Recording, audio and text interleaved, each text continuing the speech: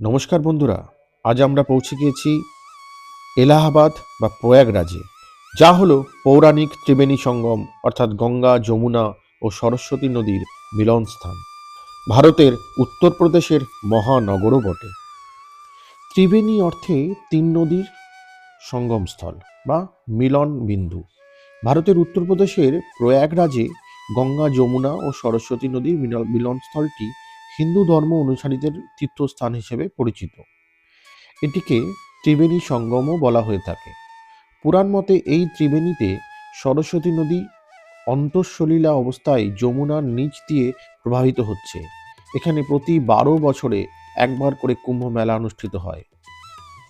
আর 2025-এর সেই মহান কুম্ভ মেলা দর্শন করে ফিরে আসার পথে রাস্তার ধারে হঠাৎই চোখে পড়ল এক প্রাচীন মন্দির। মন্দিরটির ঢোকার মুখে গেটের ঠিক ওপরেই লেখা আছে রাম জানকী মন্দির। অদ্ভুত তার গঠন। আমার সবসময়ই এইরকম পৌরাণিক এবং পুরনো মন্দির নজরে আসলে তাকে এড়িয়ে চলে যেতে পারি না।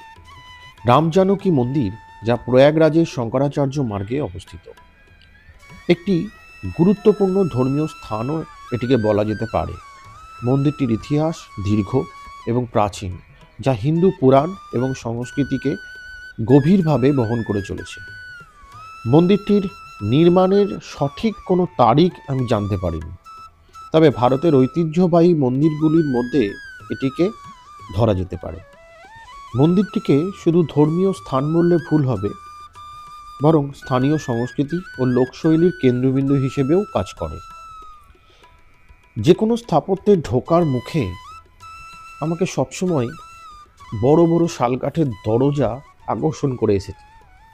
এই মন্দিরটিতেও তাই দেখলাম একটি বিশাল আকার দরজা, এবং সেই দরজার মধ্যে লোহার ছোট ছোট কিল দিয়ে এমনভাবে লাগানো আছে যা পুরনো ইতিহাসকে মনে করিয়ে দেয়। চলুন ভেতরে প্রবেশ করা যাক। মন্দিরটির স্থাপত্য অনেক সুন্দর এবং যোগসূত্রে ভারতীয় আর্কিটেকচারের নানা উপাদান ধরা পড়েছে। এটি প্রাচীন শৈলীর সংমিশ্রণ এবং এর চারপাশে নানা ধরনের গাছপালা রয়েছে, যা পরিবেশকে আরও মনোরম করে তুলেছে। মন্দিরটি শঙ্করাচার্য মার্গে অবস্থিত হওয়ার কারণে আশেপাশের পরিবেশ বেশ শান্ত এবং পুণ্যস্পর্শী। এটি দর্শনার্থীদের জন্য একটি প্রিয় স্থান, যেখানে তারা ধর্মীয় আচার ও সেবা করতে আসেন। এই মন্দিরে প্রতি বছর মানুষের আগ্রহ এবং রেসপেক্ট বেড়ে চলেছে, বিশেষ করে পূর্ণ স্নানের সময়। সাধারণত এখানে অনেক ভক্ত এবং তীর্থযাত্রী আসেন প্রায়শই। মন্দিরটি হিন্দু ধর্মের আচার, ব্যবহার ও সংস্কৃতির একটি গুরুত্বপূর্ণ উদাহরণ, যা প্রজন্ম থেকে প্রজন্মে চলে আসছে।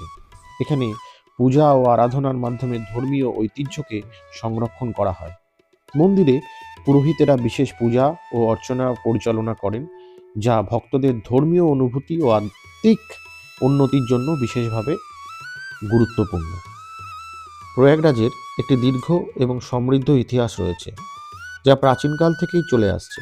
হিন্দু পৌরাণিক কাহিনী অনুসারে ভগবান ব্রহ্মা প্রয়াগরাজে একটি যজ্ঞ বা বলিদান অনুষ্ঠান করেছিলেন, যা এটিকে একটি পবিত্র স্থান করে তুলেছিল।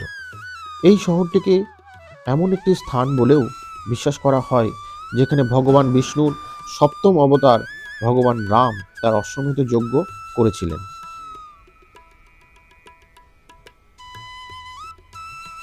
মধ্যযুগীয় সময়ে প্রয়াগরাজ বিভিন্ন রাজবংশ দ্বারা শাসিত হয়েছিল, যার মধ্যে ছিল মৌর্য, গুপ্ত এবং মুঘল। মুঘল সম্রাট আকবর এর নামকরণ করেছিলেন ইলাহাবাদ, অর্থাৎ ঈশ্বরের শহর, যা ব্রিটিশরা এলাহাবাদ নামে পরিবর্তন করে। আমেরিকান লেখক মার্ক টোয়েন এটিকে গডভিল নামে উল্লেখ করেছেন। সম্প্রতি এলাহাবাদের আনুষ্ঠানিক নামকরণ করা হয়েছে প্রয়াগরাজ। 1858 সালে এটি উত্তর পশ্চিম প্রদেশের রাজধানী হয়ে ওঠে এবং একদিনের জন্য ভারতের রাজধানীও হয়েছিল। কুম্ভ অর্ধকুম্ভের সময়ই সঙ্গম সত্যিকার অর্থে প্রাণবন্ত হয়ে ওঠে, যা সারা দেশের ধর্মপ্রাণ মানুষদেরকে আকর্ষণ করে। প্রয়াগরাজের নাম জানকী মন্দিরের কাহিনী মূলত রামায়ণ মহাকাব্যের সঙ্গে জড়িত। মন্দিরটি ভগবান রাম এবং দেবী সীতার প্রতি ভক্তদের জন্য একটি গুরুত্বপূর্ণ তীর্থস্থান। ঐতিহাসিকভাবে এটি হিন্দু ধর্মাবলম্বীদের জন্য বিশেষ তাৎপর্যপূর্ণ, যেখানে রাম এবং সীতার জীবনের বিভিন্ন ঘটনাকে স্মরণ করা হয়। রামের জীবন কাহিনী, তার জন্ম, সীতার সঙ্গে বিবাহ, বনবাস এবং রাবণের সঙ্গে যুদ্ধ, এই সবই রামায়ণে বর্ণিত রয়েছে। রাম ও সীতার প্রেম, ত্যাগ ও ধর্মের প্রতি অনুরাগের প্রতীক হিসেবে এই মন্দির বর্ণিত।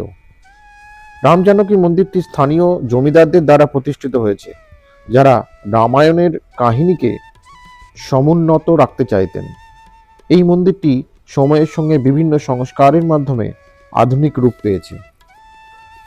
শ্রী রাম এবং মাতা সীতার নাম অনুসারে এই মন্দির প্রতিষ্ঠিত হলেও এবং বিভিন্ন ধর্মীয় কার্যকলাপ সারা বছর ধরে রাম এবং সীতা মাতাকে অনুসরণ করেই হয়ে থাকলেও এই প্রাচীন মন্দিরের গর্ভগৃহে কিন্তু মহাদেব অবস্থান করছেন। তার একটি সুন্দর জ্যোতির্লিঙ্গ ভেতরে প্রতিষ্ঠিত, এবং যার আনুমানিক সময় সম্পর্কে আমি জানতে পারিনি, বা এখানকার যে সমস্ত মানুষ এই মন্দিরের তত্ত্বাবধানে আছেন তাদেরকে জিজ্ঞেস করেও তার ইতিহাস জানতে পারিনি। এখানেই শেষ করছি বন্ধুরা, ভালো থাকবেন, আবার দেখা হবে।